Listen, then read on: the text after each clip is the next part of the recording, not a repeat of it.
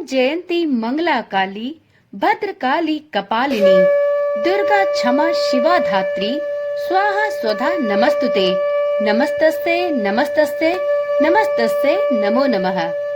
ओम नमः शिवाय। जय श्री कृष्णा। आप सभी दुर्गा भक्तों को चैत्र नवरात्रि की अत्यंत हार्दिक शुभकामनाएं। नवरात्रि के 9 दिनों तक माँ दुर्गा को प्रसन्न करने के लिए, माता की अनुकंपा प्राप्त करने के लिए श्री दुर्गा सप्तशती पाठ के सभी 13 अध्याय पढ़े जाते हैं। आज की वीडियो में हम श्री दुर्गा सप्तशती का प्रथम अध्याय प्रारंभ करेंगे। इस वीडियो के माध्यम से आप श्री दुर्गा सप्तशती पाठ के सभी 13 अध्याय को सरल एवं शुद्ध हिंदी भाषा में सुन सकते हैं। तो चलिए आज की वीडियो प्रारंभ करते हुए सुनते हैं श्री दुर्गा सप्तशती पाठ का प्रथम अध्याय। श्री दुर्गा सप्तशती पाठ को प्रारंभ करने से पहले श्री गणेश भगवान का हृदय से नमन करते हुए सप्तशती पाठ का प्रारंभ करते हैं। तो एक बार प्रेम से बोलिए, ओम श्री गणेशाय नमो नमः, ओम चंडिकाय नमो नमः। मित्रों, दुर्गा सप्तशती के प्रथम अध्याय में 104 श्लोक हैं, जिसमें मेधा ऋषि द्वारा राजा सुरत और समाधि को भगवती दुर्गा की महिमा बताते हुए मधु कैटभ वध का प्रसंग सुनाया गया है। महर्षि मार्कंडेय बोले, सूर्य के पुत्र सावर्णी की उत्पत्ति की कथा विस्तार पूर्वक कहता हूँ, सुनो। सावर्णी महामाया की कृपा से जिस प्रकार मनवंतर के स्वामी हुए, उसका भी हाल सुनो। पहले स्वरोचिष नामक राज्य था।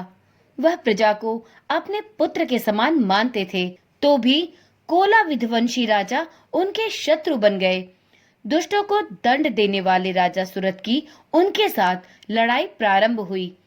कोला विध्वंसियों के संख्या में कम होने पर भी राजा सुरत युद्ध में उनसे हार गए। तब वह अपने नगर में आ गए। केवल अपने देश का राज्य ही उनके पास रह गया और वह उसी देश के राजा होकर राज्य करने लगे। किंतु उनके शत्रुओं ने उन पर वहां आक्रमण किया। राजा को बलहीन देखकर उसके दुष्ट मंत्रियों ने राजा की सेना और खजाने पर अपना अधिकार कर लिया। राजा सुरत अपने राज्याधिकार को हारकर शिकार खेलने के बहाने घोड़े पर सवार होकर वहां से एक भयंकर वन की ओर चल दिए। उस वन में उन्होंने महर्षि मेधा का आश्रम देखा। वहां मेधा महर्षि अपने शिष्यों तथा मुनियों से सुशोभित बैठे हुए थे और वहां कितने ही हिंसक जीव परम शांति भाव से रहते थे।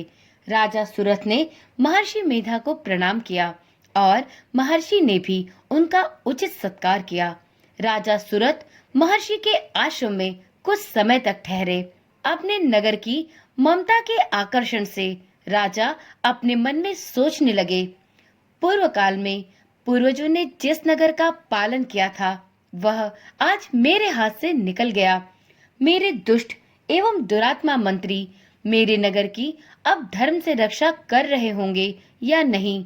मेरा प्रधान हाथी, जो कि सदा मत की वर्षा करने वाला और शूरवीर था, मेरे बैरियों के वश में होकर न जाने क्या क्या दुख भोग रहा होगा।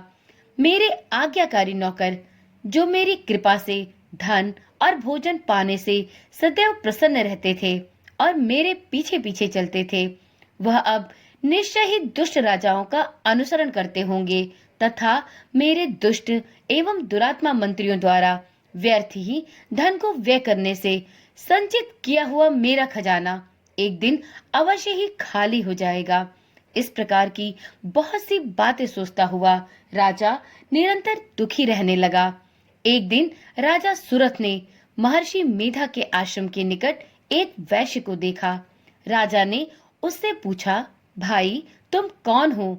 यहाँ तुम्हारे आने का क्या कारण है और तुम मुझे शोकग्रस्त और अनमने से दिखाई देते हो, इसका क्या कारण है?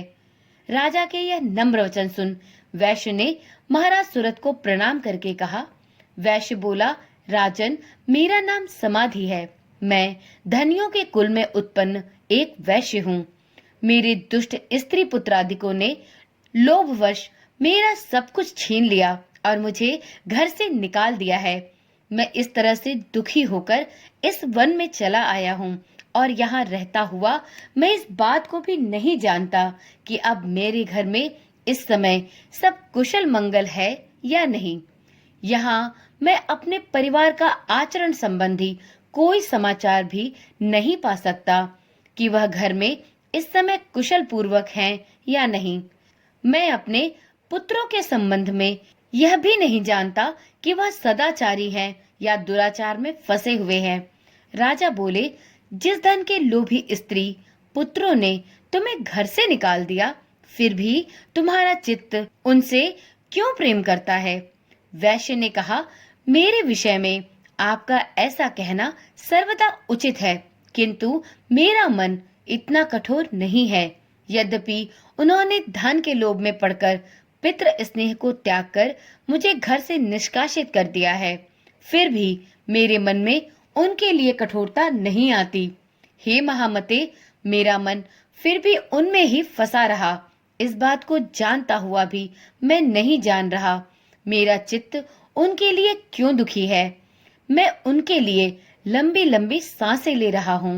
उन लोगों के हृदय में मेरे लिए प्रेम नाम मात्र भी नहीं है, फिर भी ऐसे नेह स्नेहियों के लिए मेरा हृदय कठोर नहीं होता। महर्षि मार्कंडेय जी ने कहा, हे ब्राह्मण, इसके पश्चात महाराज सुरथ और वह वैश्य दोनों महर्षि मेधा के समीप गए और उनके साथ यथा योग्य न्याय संभाषण करके दोनों ने वार्ता प्रारंभ की। राजा बोले, हे भगवान, मैं आपसे एक बात पूछना चाहता हूँ, सो आप कृपा करके मुझे बताइए। मेरा मन अधीन नहीं है, इससे मैं बहुत दुखी हूँ। राज्य धनादि की चिंता अभी तक मुझे बनी हुई है और मेरी यह ममता अज्ञानियों की तरह बढ़ती ही जा रही है। और यह समाधि नामक वैश्य भी अपने घर से अपमानित होकर यहाँ आया है। इसके स्वजनों ने भी इसे त्याग दिया है। स्वजनों से त्यागा हुआ यह भी उनसे अत्यधिक प्रेम करता है। इस तरह हम दोनों ही दुखी हैं। हे महाभाग, उन लोगों के अवगुणों को देखकर भी हम दोनों के मन में उनके लिए ममता जनित आकर्षण क्यों उत्पन्न हो रहा है? हमारे ज्ञान रहते हुए भी ऐसा क्यों है? अज्ञानी मनुष्यों की तरह हम दोनों में यह मूर्खता क्यों भरी है? महर्षि मेधा ने कहा, विषम मार्ग का ज्ञान सब जंतुओं को है। सभी के लिए विषय पृथक पृथक होते हैं। कुछ प्राणी दिन में नहीं देखते और कुछ रात को, परंतु कई जीव ऐसे हैं जो दिन तथा रात दोनों में देख सकते हैं। यह सत्य है कि मनुष्यों में ज्ञान प्रधान होता है, किंतु केवल मनुष्य ही ज्ञानी नहीं होता। पशु पक्षी इत्यादि भी ज्ञान रखते हैं। जैसे यह पशु पक्षी ज्ञानी है, वैसे ही मनुष्यों का ज्ञान है, और जो ज्ञान मनुष्यों में वैसे ही पशु पक्षियों में भी है, तथा अन्य बातें भी दोनों में एक जैसी ही पाई जाती हैं। ज्ञान होने पर भी इन पक्षियों की ओर देखो कि अपने भूख से पीड़ित बच्चों की चोंच में कितने प्रेम से अन्न के दाने डालते हैं। हे राजन, ऐसा ही प्रेम मनुष्यों में अपनी संतान के प्रति भी पाया जाता है। लोभ के कारण अपने उपकार का बदला पाने के लिए मनुष्य पुत्रों की इच्छा करते हैं और इस प्रकार मोह के गड्ढे में गिरा करते हैं। भगवान श्री हरि की जो माया है, उसी से यह संसार मोहित हो रहा है। इसमें आश्चर्य की कोई बात नहीं, क्योंकि वह भगवान विष्णु की योग निद्रा है। यह माया ही तो है जिसके कारण संसार मोह में जकड़ा हुआ है। यही महामाया भगवती देवी ज्ञानियों के चित्त को बलपूर्वक खींचकर मोह में डाल देती हैं और उसी के द्वारा संपूर्ण जगत की उत्पत्ति होती है। यही भगवती देवी प्रसन्न होकर मनुष्य को मुक्ति प्रदान करती हैं। यही संसार के बंधन का कारण है तथा संपूर्ण ईश्वरों की भी स्वामिनी है। महाराज सुरथ ने पूछा, भगवान, वह देवी कौन सी है जिसको आप महामाया कहते हैं? हे ब्राह्मण, वह कैसे उत्पन्न हुई और उनका क्या कार्य है? उनके चरित्र कौन कौन से हैं?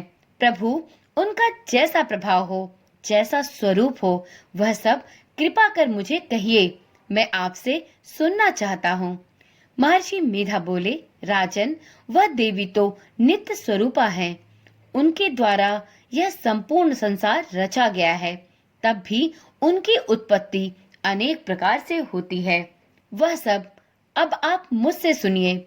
जब वह देवताओं का कार्य सिद्ध करने के लिए प्रकट हुई, उस समय से वह उत्पन्न हुई कहलाती हैं। संसार को जलमय करके जब भगवान विष्णु योग निद्रा का आश्रय लेकर शेष शैया पर सो रहे थे, तब मधु कैटभ नाम के 2 असुर उनके कानों के मैल से प्रकट हुए और वह श्री ब्रह्मा जी को मारने के लिए उद्धत हो गए। श्री ब्रह्मा जी ने जब उन दोनों को अपनी ओर आते देखा और यह भी देखा कि भगवान विष्णु तो योग निद्रा का आश्रय लेकर सो रहे हैं, तो वह उस समय श्री भगवान को जगाने के लिए उनके नेत्रों में निवास करने वाली योग निद्रा की स्तुति करने लगे। श्री ब्रह्मा जी ने कहा, हे देवी, तुम ही स्वाहा, तुम ही स्वधा और तुम ही वशटकार हो। स्वर भी तुम्हारा ही स्वरूप है। तुम ही जीवन देने वाली सुधा हो। नित्य अक्षर प्रणव में अकार, उकार और मकार, इन तीनों में माताओं के रूप में तुम ही तो स्थित हो। इनके अतिरिक्त जो बिंद पथ अर्ध मात्रा है, जिसका कि विशेष रूप से उच्चारण नहीं किया जाता, हे देवी, वह भी तुम ही हो। हे देवी, संध्या, सावित्री तथा परम जननी तुम ही हो। तुम इस विश्व को धारण करने वाली हो। तुमने ही इस जगत की रचना की है और तुम ही इस जगत का पालन करने वाली हो। तुम ही कल्प के अंत में सबको भक्षण करने वाली हो। हे देवी, जगत की उत्पत्ति के समय तुम सृष्टि रूपा होती हो, पालन काल में स्थित रूपा हो और कल्प के अंत में संहार रूप धारण कर लेती हो। तुम ही महाविद्या, महामाया, महामेधा, महारात्रि और मोहरात्रि हो। श्री ईश्वरी और बोध स्वरूपा बुद्धि भी तुम ही हो।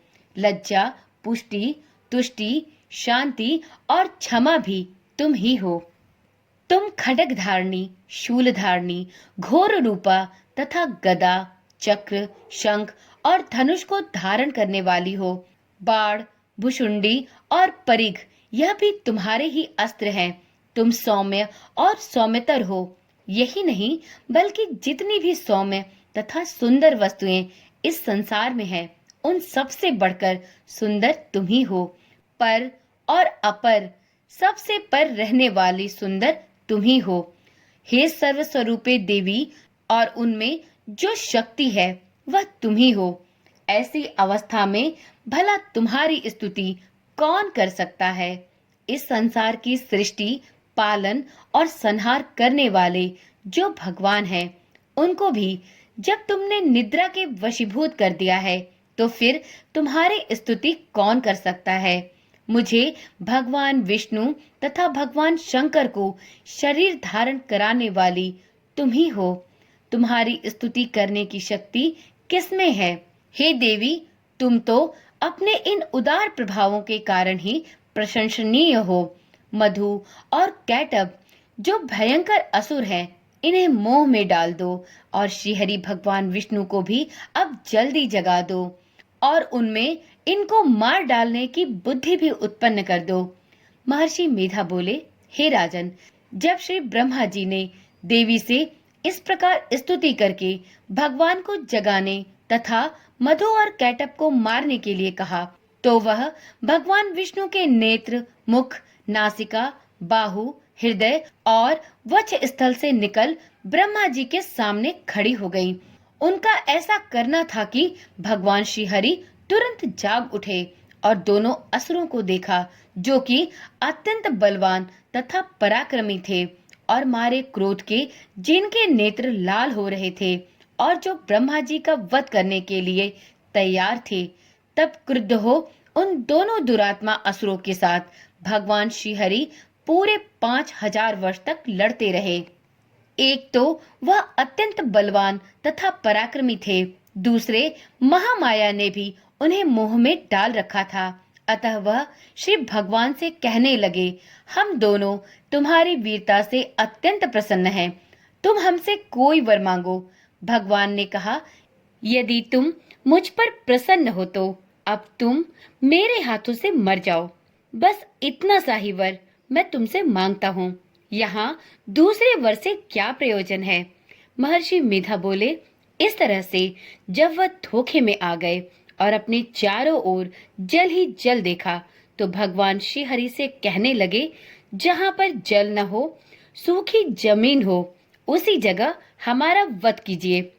महर्षि मिधा कहते हैं, तथास्तु कहकर भगवान श्री हरि ने उन दोनों को अपनी जांग पर लिटाकर उन दोनों के सिर धड़ से अलग कर दिए। इस तरह से यह देवी श्री ब्रह्मा जी के स्तुति करने पर प्रकट हुई थी। अब तुमसे उनके प्रभाव का वर्णन करता हूँ, सो सुनो। इस प्रकार से श्री दुर्गा सप्तशती का प्रथम अध्याय संपूर्ण हुआ। तो एक बार प्रेम से बोलिए, माँ रणचंडिका की जय हो, माँ भगवती देवी की जय हो। तो चलिए मित्रों, आज की वीडियो यहीं पर समाप्त करते हैं। कल मिलते हैं श्री दुर्गा सप्तशती के दूसरे दिन के अध्याय 2 और 3 के साथ। तब तक के लिए ओम नमः शिवाय, जय श्री कृष्णा, राधे राधे।